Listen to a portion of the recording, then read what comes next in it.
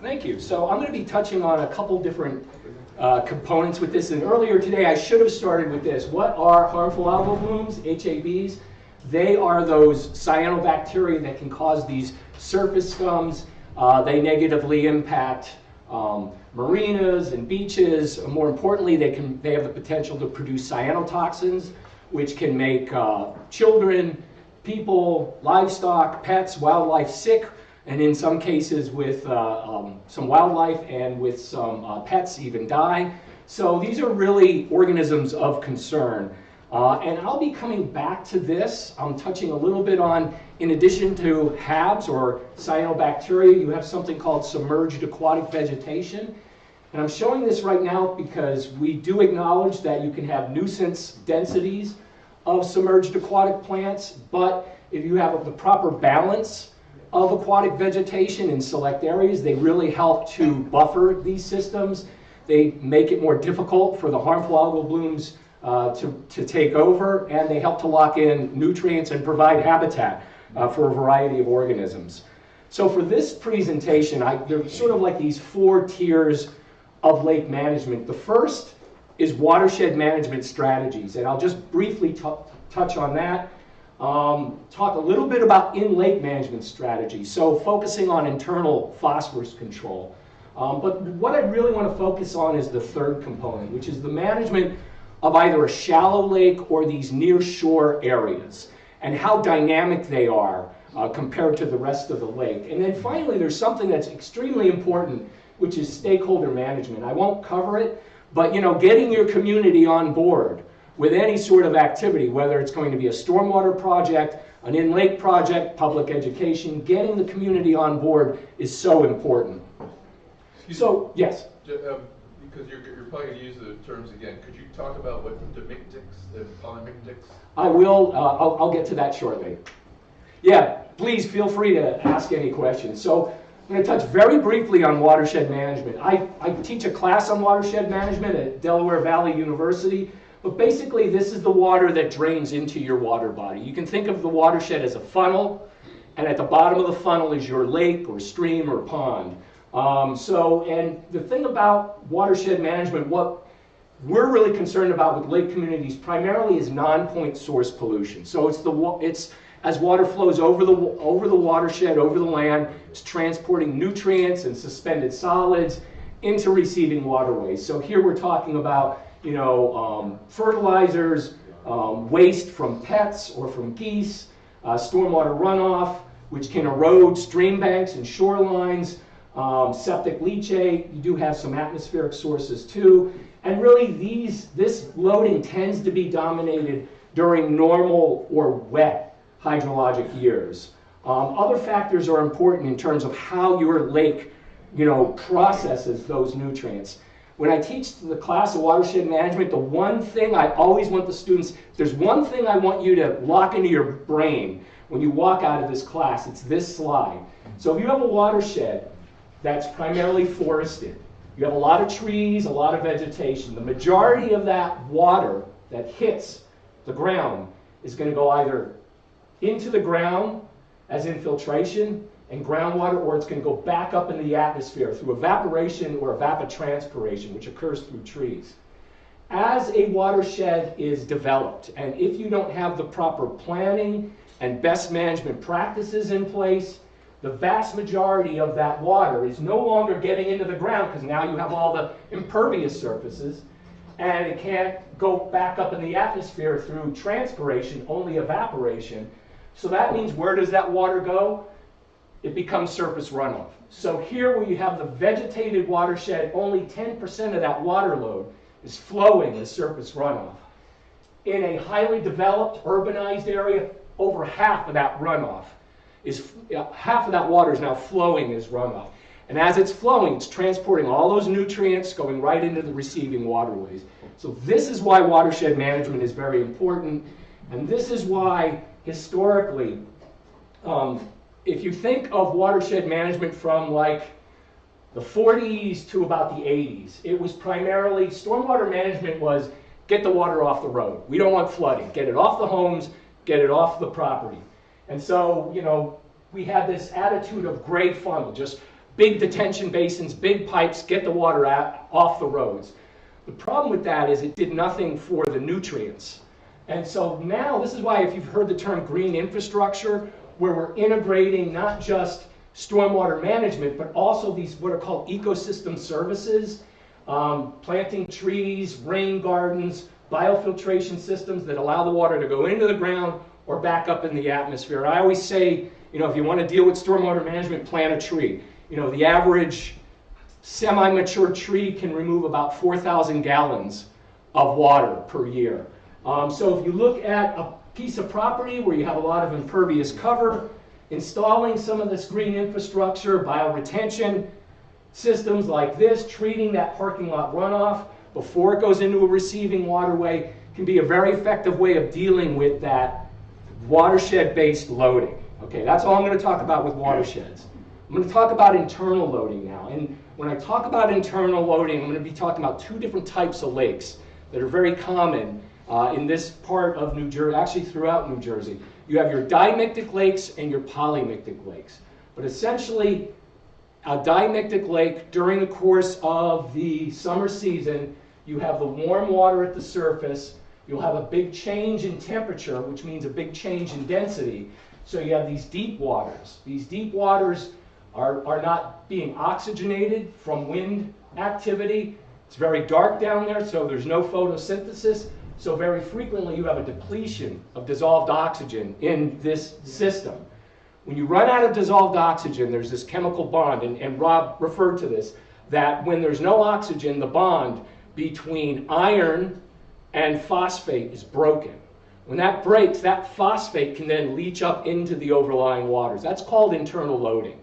And it's very common when you run out of dissolved oxygen. So this phosphate can accumulate in these deeper anoxic waters. And a dimictic lake that tends to be very deep, the reason why it's called dimictic is it mixes twice a year. So it's about this time of year, after we have we actually had ice this year, so, when the ice is gone and you're in the spring season, the lake is mixing. But as you go into the summer season, you'll set up this thermal stratification and you'll have a depletion of dissolved oxygen, again, which creates this phosphorus load. Then when you hit fall, the lake will turn over again because the surface water is cool and the whole lake will mix. So that's why it's called dimictic. So I'm going to be showing some data for Lake Apacon. That's the lake. That's its delineated watershed, largest lake in New Jersey. Here you can see the temperature profile going through the lake. So if you ever jump in a lake and it's nice and warm at the surface, you dive a little further deep and all of a sudden it gets cold, it's because you have that sharp change in temperature. That sharp change in temperature also creates a sharp change in density. And when you have those bottom waters sealed off, this is what's happened. So this is dissolved oxygen. You can see at the surface we have a nice, you want to be at least 5 to 6 milligrams per liter. Here you're between 8 and 10, so well oxygenated. Then as soon as you go below that hypolimnion, those deep dark waters, you have a complete depletion of dissolved oxygen. That creates that internal phosphorus load. Now you're thinking, oh, that phosphorus is down there. Well, as long as it's down there, we shouldn't have any problems. But one of the issues with the bad algae, the cyanobacteria, is many of them have gas vacuoles, so they can move up and down the water column. So you look at this graduated cylinder, you can see a concentration of cells up there. That's because they can float to the surface. So what they do very frequently is they'll collapse those gas vacuoles, sink to deeper waters, fuel up on that phosphorus-rich water, and then float right back up to get sunlight. So they can outcompete the desirable algae, the ones that are the base of the food web. So this is another reason why these cyanobacteria are so problematic. They can take advantage of that internal phosphorus. And this is just showing you, and I'll be coming to this at the next slide, but what I want to show is if you look at cyanobacteria, these humped graphs, the tip of each of these graphs shows you the highest amount of cell growth. And all I'm showing here is with cyanobacteria, the highest amount of cell growth happens at the highest temperatures compared to green algae or dinoflagellates or diatoms. So the warmer it is, the more it's advantageous for the cyanobacteria. And again, I started as a consultant in '92. This is just showing you surface water temperatures in July at Lake Apacon at the Mid-Lake Station. And we've had a statistically significant increase in surface water temperatures. So what this does is this creates a condition favorable for the bad algae, the cyanobacteria. As a matter of fact, last year's July, it was 29.5 degrees Celsius, which is, I think that's like 85 degrees Fahrenheit, was the single highest July temperature we've measured, and it's been consistently getting warmer and warmer. So in addition to getting warmer and warmer, again, this is long-term data. This is the average phosphorus concentration at Lake Apacon since the early 90s. And Lake Apacon's been implementing a wide variety of watershed control measures. So we've really been focusing on trying to get the watershed under control, stormwater management, septic management. And you can see when you look at these surface water phosphorus concentrations, we've had over the decades a decline in the phosphorus concentration. So that's good. You know, the watershed measures have been very effective at controlling that. But if you look at the deep water, the hypolemetic phosphorus concentrations, they've actually been on the rise. And we actually did a pretty good, we had a 30-year data set. We received, the Lake Apacon Commission received a grant from DEP to do this analysis, and we identified that what's happening over the decades is that anoxic zone has increased in volume, in surface area, and in duration. And part of that is attributed to climate change, that we just have a longer period of time for that phosphorus to come up from the sediments. So we had a 1-2 punch in 2019. And I can say, comparing Apacon to Mohawk, and a lot of lakes in 2019, in June 2019, was crazy when it came to harmful algal blooms. Like not only in New Jersey, but in Pennsylvania and New York. It was just regionally, June of 2019, and it was the way the weather pattern set up. There were HABs, harmful algal blooms, all over the place. Even here at Mohawk. And I remember, though, at Mohawk, when it hit in June, in about 2 weeks it was gone. And that happened for a lot of the lakes. After about 2 weeks, it was gone. At Apacon, it stayed for the entire season. And you can imagine all the yes? What is that? That is a surface scum of cyanobacteria. So this is like the end of a boat here. Oh, okay. So yeah, that's just showing you what those blue, and you know, to geek out a little, so the bright green, that's the healthy algae. When you see it look like that milky, that's probably dying back. And as it dies back, it's putting nutrients back into the water column. So what happened in 2019 at Apacon is we got the watershed that triggered the HAB, but the internal phosphorus load allowed that HAB to persist through the entire growing season. So historically, if you look at the older studies on Apacon, that internal phosphorus load is only 10% of the annual load. But the problem is if you look at it instead of on an annual basis, if you look at it on a seasonal basis. So for example, if you look July through September, when everyone's recreating on the lake, that internal phosphorus load can account for 60 to 70% of the available phosphorus that time of the year. High temperatures, high activity, a lot of internal loading, and that's why those HABs just persisted through that entire growing season. So that's one of the reasons why we looked into doing internal phosphorus load, and we actually applied for the HAB permit for this. And in that case, we were the operator, but we hired a subcontractor to do the work. So, but we were still responsible. So we were out there monitoring, keeping an eye on the subcontractor as they did the application. That pink zone is where we did the treatment. And as it was mentioned earlier, having that bathymetric map where we knew where we'd have that anoxic zone was so important. So the pink zone is where we did the alum treatment last October. This green zone is actually showing you where we did a phoslock treatment back in 2020, again with funds from DEP, to do some shallow water nutrient inactivation, which I'll talk about a little later. But I'm just showing you the treatment we did. This is the treatment that was done. We did the bench test. We found out we could safely add up to 120 gallons of alum. So we dialed it back a little, again, to be a little conservative. We went 110. We closely monitored pH. We were behind the contractor when they did the treatment. I was nervous to do it in late October, just because, you know, fall can be sort of a difficult time of year. You want nice, sunny weather. And even though we were in a severe drought, there was basically no rain in October. We lucked out with the alum treatment, I gotta say. And you know, Rob mentioned the coagulation. You can sort of see these sort of turbid streaks where they've added the alum. So we did the alum treatment. We saw a reduction in the bottom water phosphorus, but this is the year now we're going to evaluate, okay, how effective this was.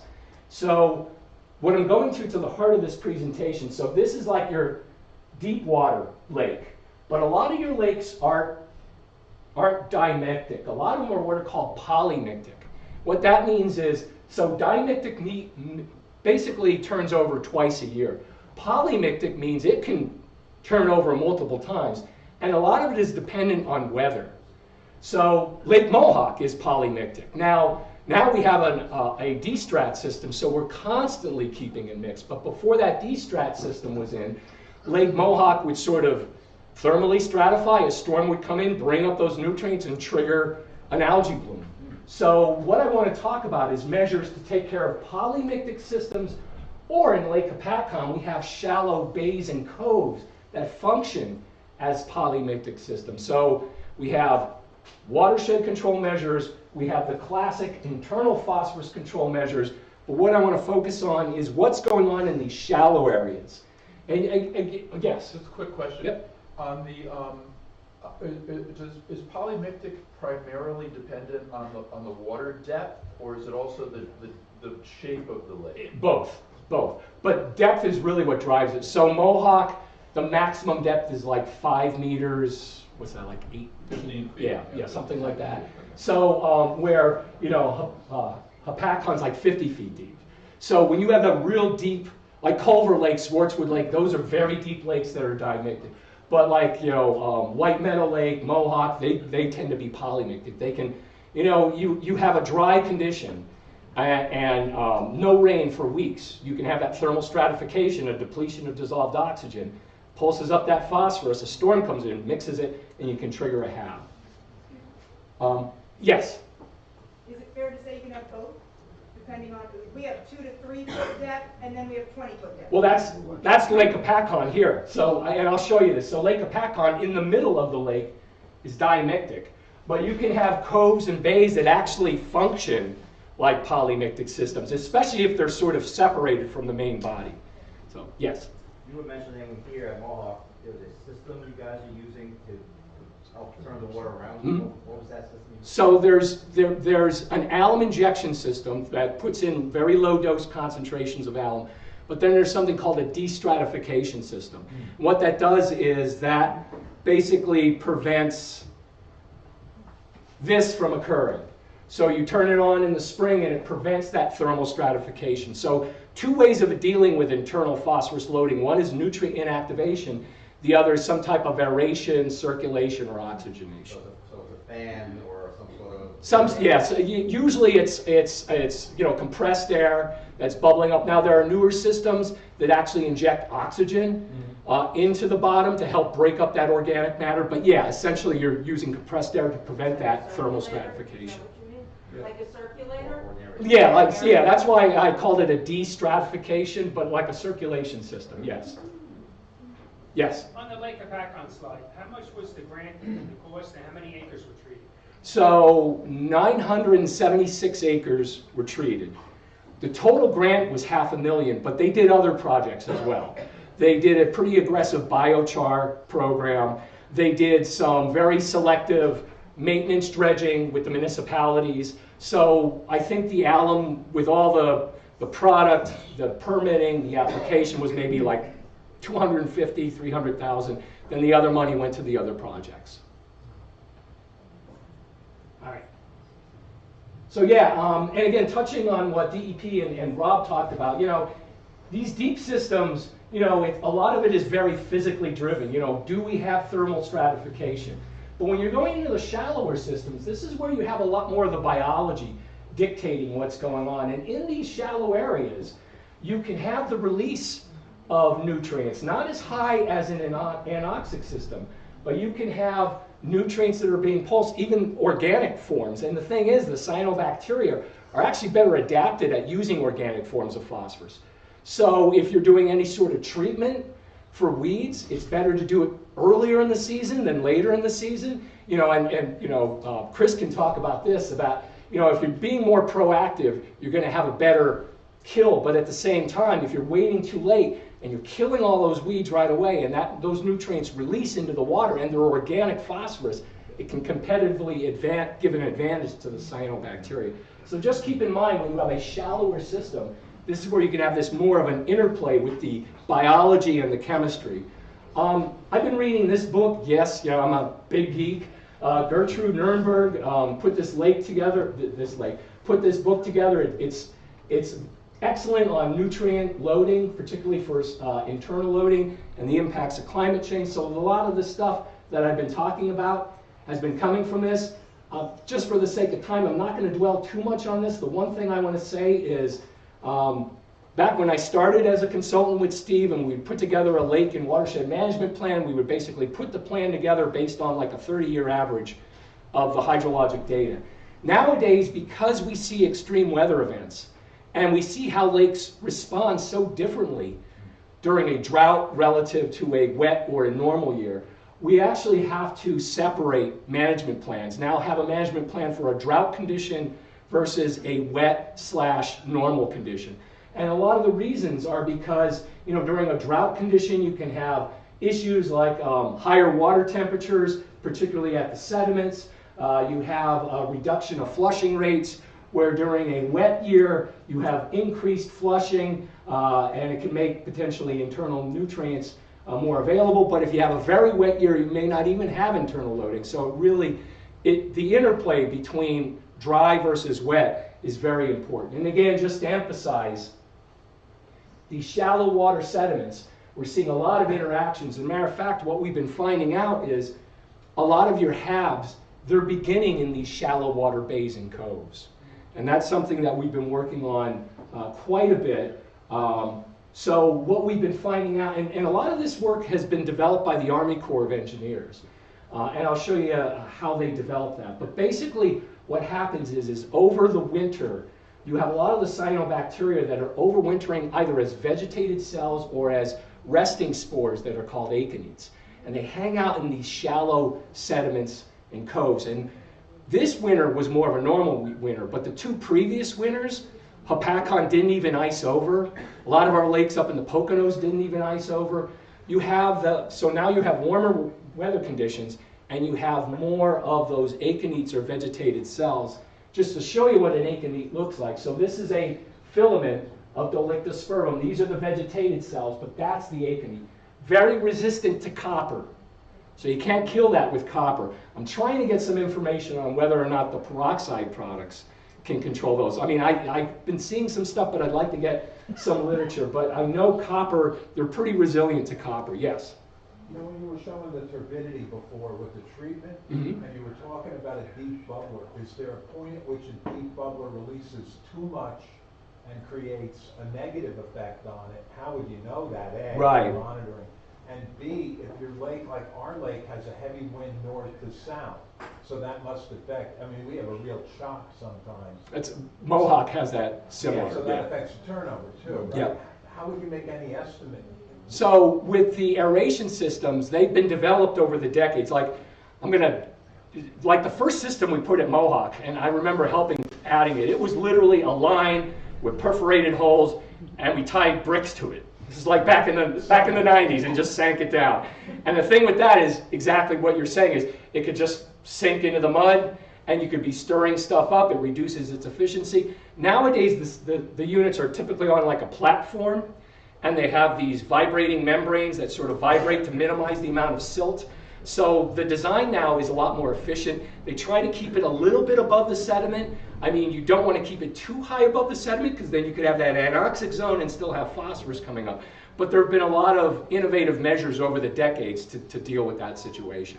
Because we talked about bubblers and we weren't sure if it would be pro or con with that issue. Yeah, I mean, I would want to know what your internal load is on an annual basis and during the summer event too. And 9 times out of 10, if aeration is not working, it's usually because it was undersized.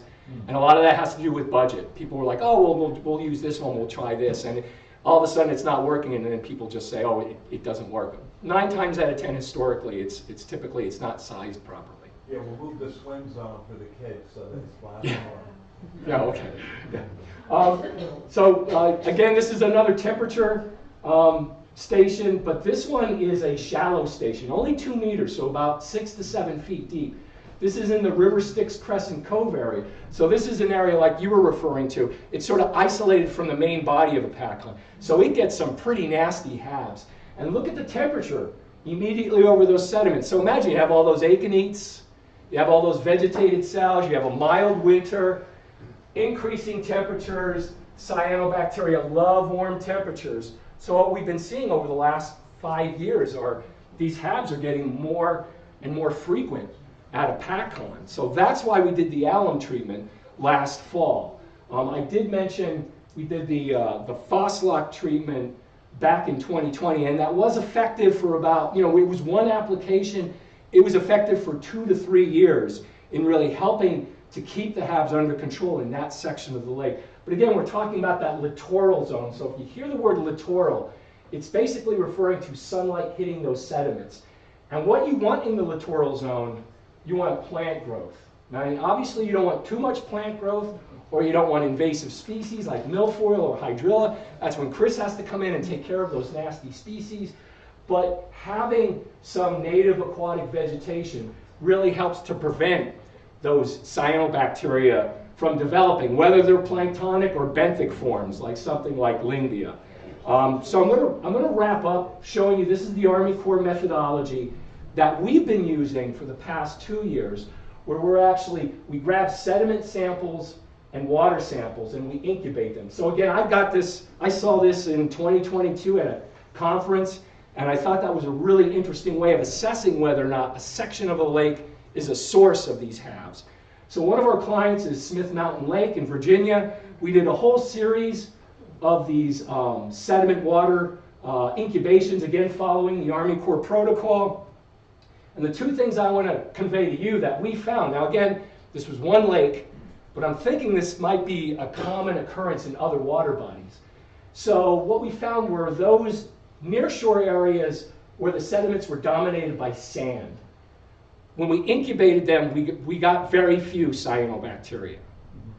But if we had sediments that were organic and silty, that's when we had a lot of cyanobacteria growth. So, and that makes sense. If you have a lot of silt and you have a lot of organic matter, there's probably a lot of nutrients associated with it, and it allows those cyanobacteria to grow. So from a management perspective, if you have a bay or cove with sandy sediments, think of a beach.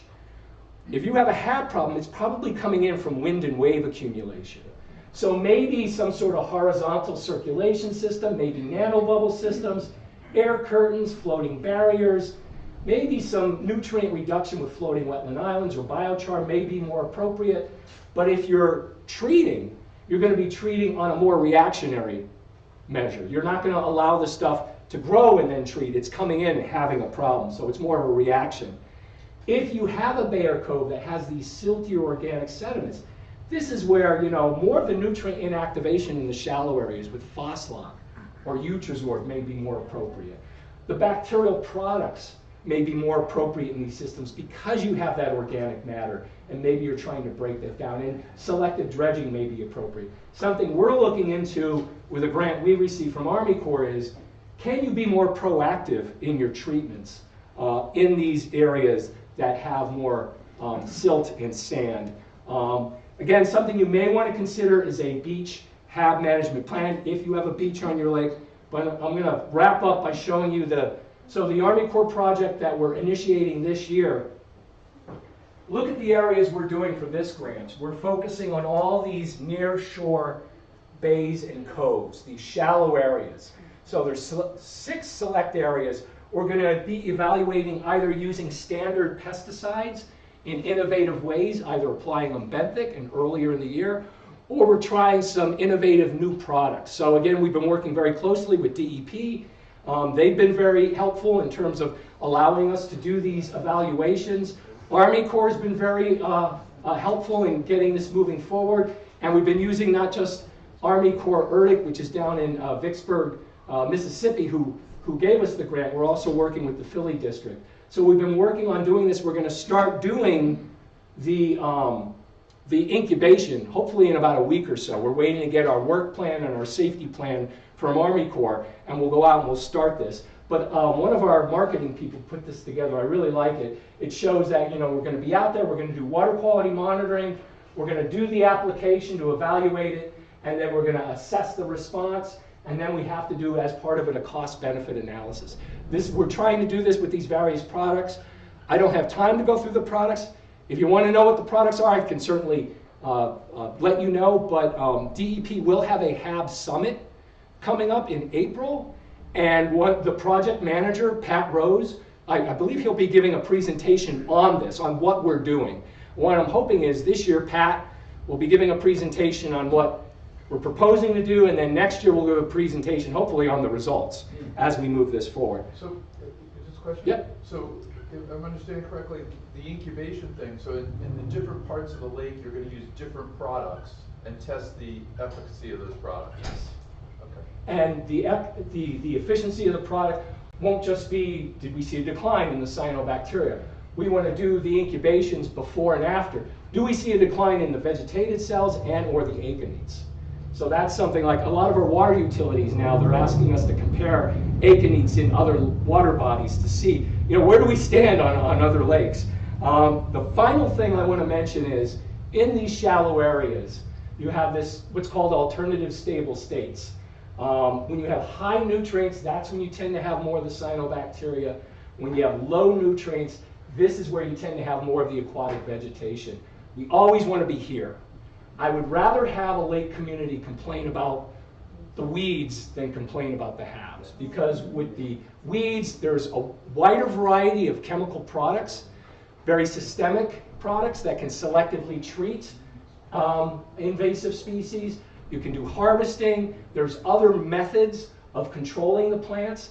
The plants aren't producing cyanotoxins. If you have a nasty HAB bloom, you may have to close your beach, or you may have to post warnings about cyanotoxins. So I always say, this is where we want to be. So at a PACCON, what we're trying to do is, those shallow areas, we're trying to flip those shallow areas from the algae-dominated system back to the plant-dominated system. Whenever I'm at a public meeting at a PACCON, I always say, I'd rather have you guys complaining about weeds than complaining about HABs. So that's why I go back to this slide. So that's the end of it. Thank you for your time. Thank you. Believe me, I don't do all this. This is all of our staff. They're the ones that do all the hard work. So thank you.